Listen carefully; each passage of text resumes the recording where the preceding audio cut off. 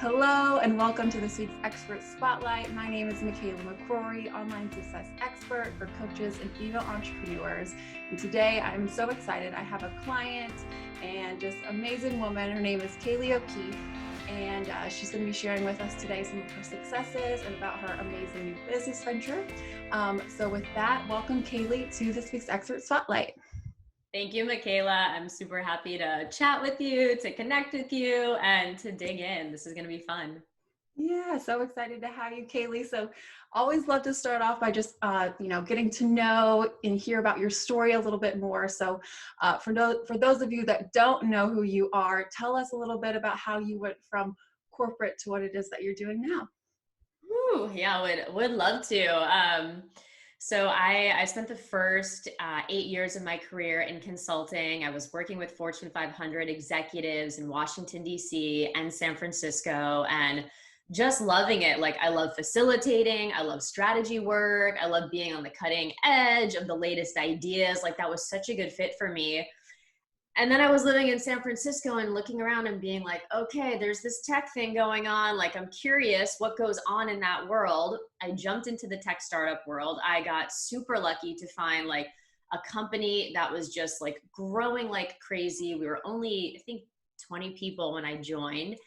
And that experience is like what kind of took me out of corporate, and I would say like started the path to like getting that little idea of like, wait a second, I want to be an entrepreneur. I want to serve. I want to lead in a new way. So I had 3 incredible years at this growing startup. We grew to 150 employees, 2 offices, 2 rounds of funding by Sequoia Capital, F Prime, like big names. And I also was mentored by a really incredible CEO. But what happened is that I had closed a massive deal. It was our first big contract as a company. It took me the whole year. By the time we closed it, like, I was exhausted, depleted, like didn't want to do the work that we had just signed up for through this contract. And I went on a retreat, which is something I like to do, but I like Googled quickly, like, all right, how do I just get some space? And it was in that moment on the retreat, we were doing an exercise that mentally I known I wanted to serve in a different way, but suddenly I really felt like, wait a second, there is a bigger dream inside of me. I want to work with leaders. I want to support leaders. I want to grow as a leader. And so it took me about a year to be like, oh, okay, like, am I going to really do this? Am I going to leave, the security, the stability, the benefits, the whole ethos, right, of the tech startup world. And I, at the beginning of this year, just realized like life is too short. It's time. And it's really just flowed into the work that I get to do now with Soul Excellence Ventures and the publishing arm. So it's been a journey, and along the way you gain the skills, the experiences of like, what do I like? What am I good at? And to now be able to align it towards something that I care about it's the most fun part about getting to do the work that you and I do, is like for all things to be clicking and to work with incredible people. Yeah, amazing. Cool. So I think so many people can relate to that as far as like knowing that there's this kind of calling within them and they're feeling a little unsure, not wanting to kind of leave the quote unquote safety of the 9 to 5. So super inspiring that you kind of took the leap of faith and you made it happen for yourself. And let's talk a little bit about, I guess like when you came to me, you were kind of interested in starting a coaching business, and kind of along the time that we've been working together, it's been a very fun and interesting journey, and interesting things that we've kind of come up with. You've done all the hard work. I'm just there to support you, but we kind of, meandered along the way and kind of really found an aligned business that really works and support you in a way that feels good for you. So tell people a little bit more about how you went from thinking you wanted to do a little bit more coaching to what you're doing now. Sure. Awesome. So I'll kind of start with the business that I now am running, which really is a leadership publishing company first and foremost, and then additional consulting.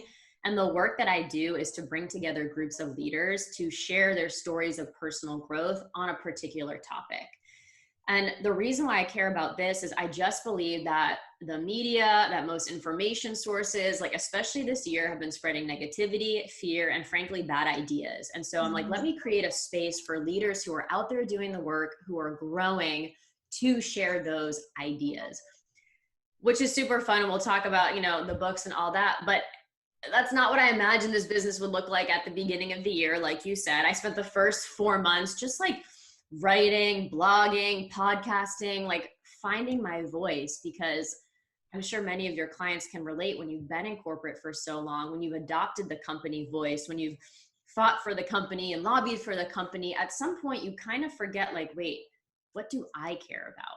And Mm-hmm. so two things happened. One, I got the opportunity to write a chapter in a multi-author book. It's this one, Awakening, Meet the Women Birthing a New Earth. And so I had that experience of like, ooh, what is it like to collaborate on a project? But even still, after writing that and starting to build the network, meet all these incredible people, really, Kayleigh, like I just assumed that, all right, how am I actually going to make money this year as an entrepreneur? Okay, I looked around, I saw what people are doing. I was like, oh, okay, I can be a coach or a consultant. Like, those are my options. And, you know, what was really helpful about the timing for when you and I met is that, you know, I had tried the one-on-one coaching thing, but what I realized is I was really focused on helping customer success leaders, you know, account managers, and the work I had imagined doing was basically what I had been doing in corporate.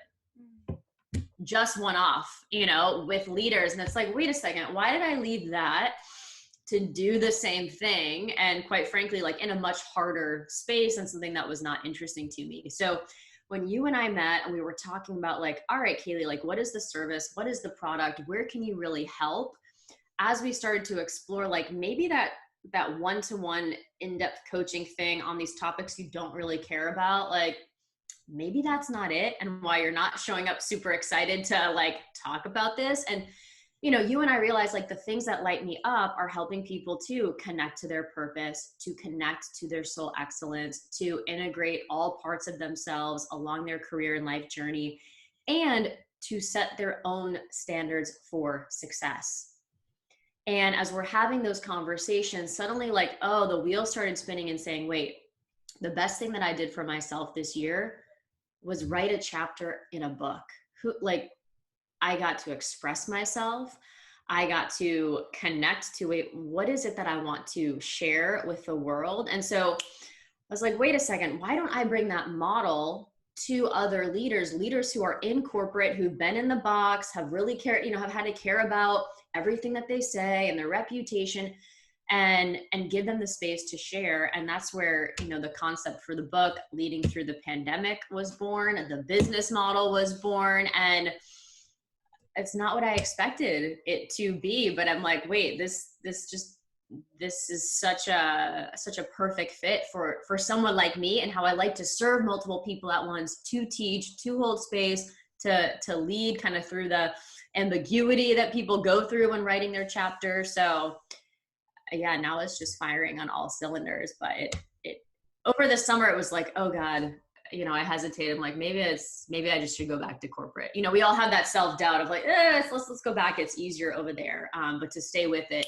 for us to find that thing and then use the strategy that you shared with me in terms of connecting and finding those leaders, was kind of magical. It all worked. Amazing, amazing. I think you brought up two things that I kind of want to touch on.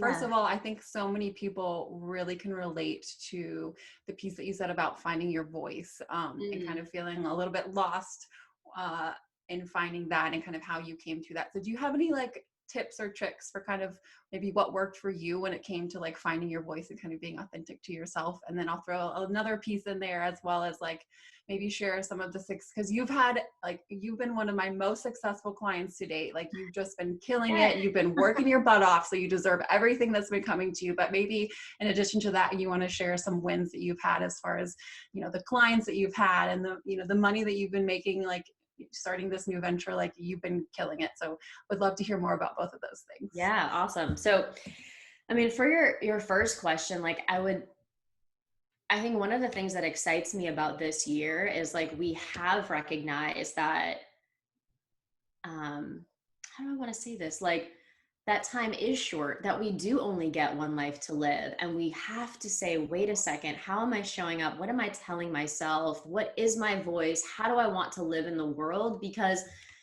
we always know this, but sometimes we need to see it in like full relief that nothing is guaranteed. And so like we have no choice, right? But to be who we are. I feel like that's what this year has brought through. In terms of how to actually find your voice, I suggest a couple things that worked for me. Number one was actually to create space. I found what I realized is like, I was just constantly like listening to podcasts or listening to others or watching others or being in the corporate, like where it's like, my voice wasn't even in my own head because I was listening to all this other stuff. So like number one, create space.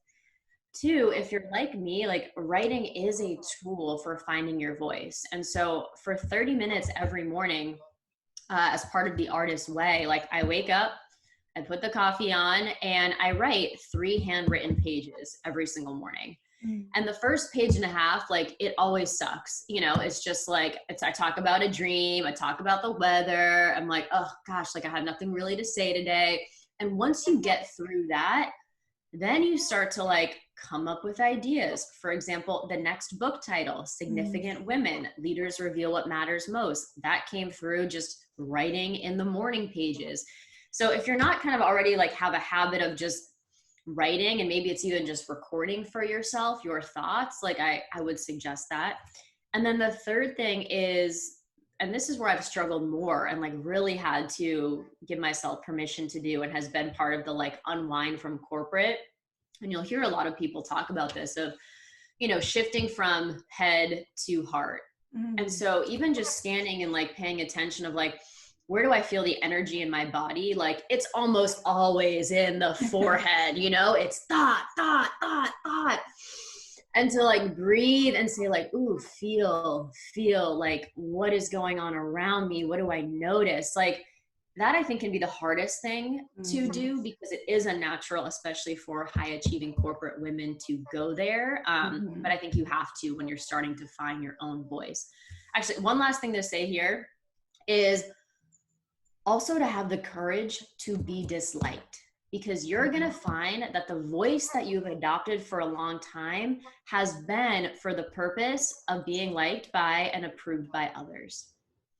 So that's been probably the biggest unwind, is like, wait a second, why do I want to be liked by everyone? Like, what does that get me? Versus, do I want to be true to myself? Do I want to express and recognize that the goal in life is not to be liked by everyone? It is not to be nice. You know, it is to live out your true purpose, to love and use your gifts. Like, so that part can be hard, but it's also been the most rewarding to find my voice and realize like, yeah, some people hate it, some people like it. Awesome. Great. Like spend more time with the people that want to hear it. Love that. And then that's all been part of like, I think the wins, you know? And so yeah, for your audience, you know, I was able to recruit 25 incredible corporate leaders from companies like Microsoft, Appgate, Unisys, female entrepreneurs who run multi-million-dollar businesses.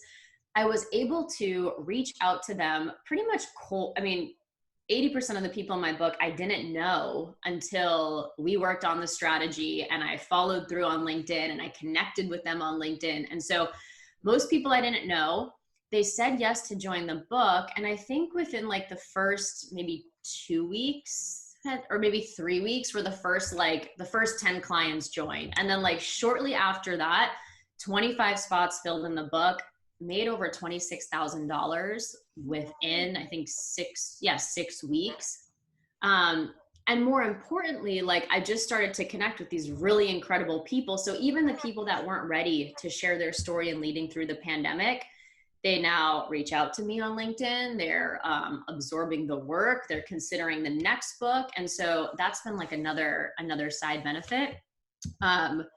So yeah, I mean, the results are pretty awesome. And just like keeping with the process every day, like that process discipline was a huge part of that. And then like just testing and refining my message of like, what's working, what's not working.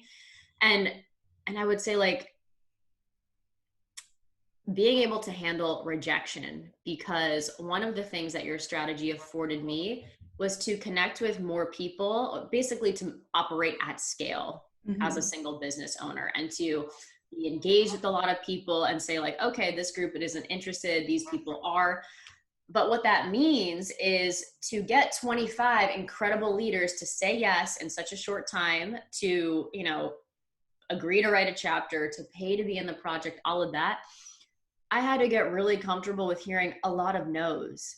But to get comfortable with the no's and recognize each one was getting to a yes, and those people were still, you know, interested in the mission at large. I put that in the win bucket just from a personal development standpoint and who I'm becoming as a leader, of like, oh, that fear of, that courage of being disliked and fear of rejection, like those things, they crop up from time to time, but they're not holding me back from growing the business.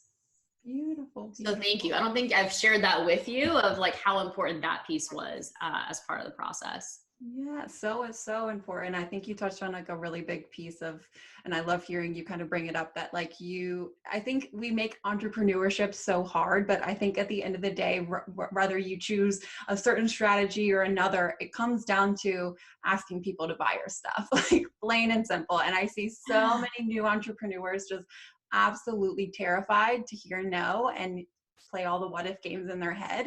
And I think the choice that successful entrepreneurs make that is different from, you know, the so-and-so called entrepreneurs, is they're willing to, one, like you just said, not necessarily even like, yes, you're going to have an opinion and people may or may not like that, but willing to hear no and it like not be the end of the world. So just, you know, kudos again to you for really like making it happen. I kind of love hearing that through this process, it's allowed you to kind of be more authentically yourself and kind of say, rejection's fine, but like, I'm going to keep going.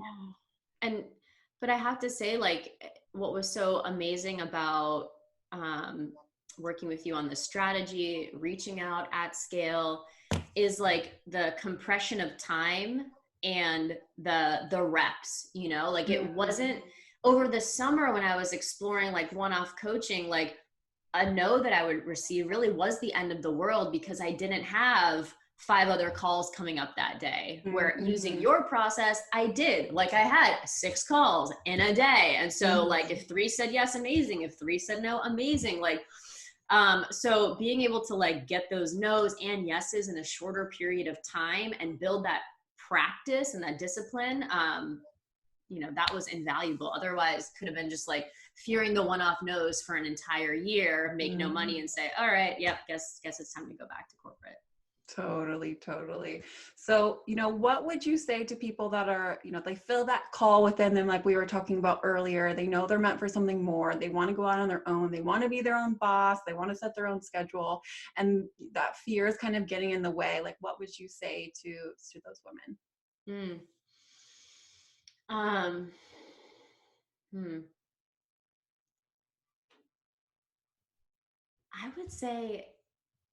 I'd say 2 things. Like, number 1, you do have to trust yourself. And by that, I mean, not everyone wakes up and does have an idea or has a dream to be an entrepreneur. In fact, very few people do. So if it's even calling to you and like in your field of vision, that is saying something. And so trust that. And what I don't think it means is you have to leap out of corporate today. Although I do think there is something to just going for it, as I did, versus like, let me try and like side hustle it for 5 years until it's a real thing. I'm kind of like a go all in and make it happen person. So if that's how you are, then I would recommend that. But trust that if the dream's there, it's for a reason. But then also you have to look around and just say, in my day-to-day life, do I act like a CEO? Do I act like an entrepreneur, even if I'm not one yet? Because you can't wait for that. You have to do that now in order to embody the qualities, to be more creative, be more innovative, all of that, so that when the idea comes and the opportunity comes and you're ready to do it, like you've been that person. It's not foreign for you. Totally love that. And that's something I'm always talking about it around, specifically around mindset, is exactly what you just said. Like, you really have to like start asking yourself, like, who is the woman that makes 10K a month, 20K a month, is the successful CEO, is, you know, insert whatever your passion or dream is there, but what are those action steps and what are you doing on a daily basis to be the woman that you want to be? So absolutely love that piece of advice. I think that's really useful. So if you're watching and you want to be as successful as Miss Kaylee, I think that's a great question to journal around. What else did I want to ask you? Let's see. So what made you, like, I know a lot of people will kind of think about coaching or want to kind of step into a coaching container, and the fear around investing in themselves and in their business, especially when they're new, can be a big fear that kind of keeps people from moving forward. What made you kind of decide to take the leap and invest in yourself before you had the clients? Ooh, good question, because like I've never had a fear of investing in myself. Like everything I spend money on is some sort of like experience or growth. But before, it was all like within like, it's like I had the money coming in, like it was all, I could do that. And so yeah, to then be like, wait, how am I going to invest in myself and make all these upfront investments if I don't know that they're going to pay off, and what are the right ones? And so I can tell you two things. Like one, I did make, I would say, some like bad investments this year that who knows, maybe they'll pay off long term. But those were typically in like very, very large group programs where you are one of like hundreds of people. And I just realized like I'm someone who really needs personalized attention. And I think the reason is because I know that I'm a high performer. And when I work with a coach that's like direct, like I played sports my whole life. I loved practice. Like I love being like, okay, tweak this, try that, like, and then doing it and learning it. So I knew that one-on-one was really important. And then the second thing, I like smaller group programs. So just anything where like you're getting that attention because you do believe in yourself. And then the second thing I would say is, it's never helpful to make an investment in yourself and your business out of fear or like, what if this doesn't work? Like you've planted that seed. Your mind is always looking for like, it's not working. It's not working, So imagine like if the first week of outreach and I was like, Kayleigh, I only got one call on the books. Like, I don't think this is working, like what good would that have been versus like I go into every investment and for working with you saying like, this is amazing. We're going to make this work. I'm so excited to learn. Like I'm in. And so I just feel like so many of us are like half committing to a million things because we are afraid of failure, but we've set ourselves up for failure by not committing to it and just setting the intention and following through of like, no, this is going to be amazing. This is going to be successful. So I would say take the leap, trust that you'll be successful, because again, you've now found yourself in the orbit of really interesting people for a reason. How I connected with you, I was like, ooh, I trust this. Let's go. But you have to kind of stay the course and just assume that it's going to work out. Like, why wouldn't it? Just want to honor you, Kaylee, and appreciate what you're creating in the world. I think this book, the books that you've been putting out, and everything else that you've been doing as part of your Soul Excellence brand is so needed and valuable in the world. And just really giving a voice to women that are leaders, I think is just so important. So just want to honor you for your special gifts, for spending some quality time with me. Is there anything else that you want to say to our audience of coaches and entrepreneurs before we wrap up that we didn't get to touch on?